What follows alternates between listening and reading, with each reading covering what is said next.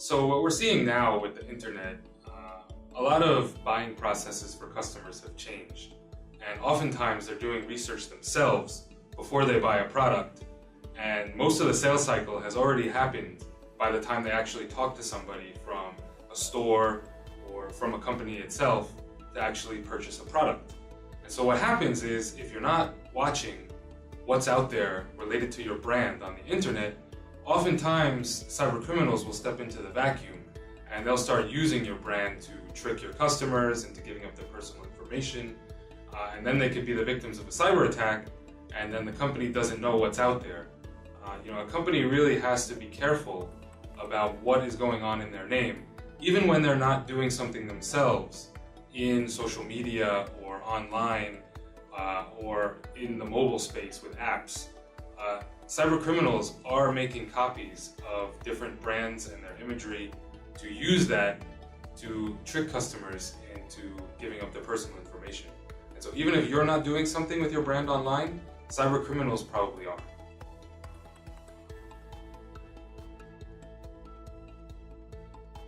You got to take a multi-pronged strategy when it comes to protecting your brand online and in the mobile space as well.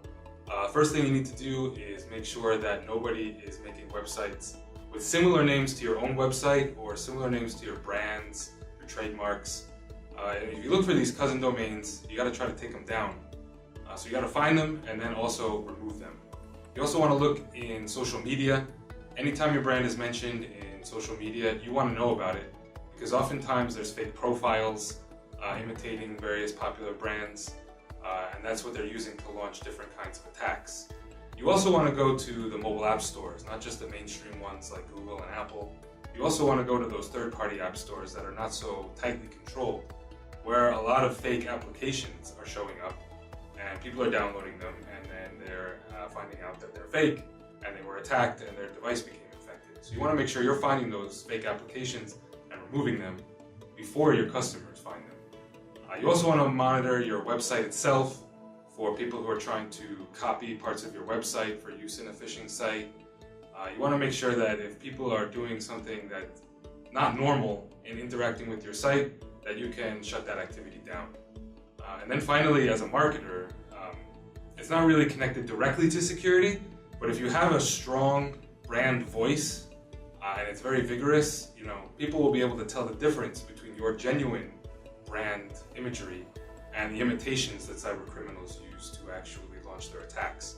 So if you have that strong voice, people will be able to easily recognize the difference between what you're actually doing and what cyber criminals are attempting to do by ripping off your customers.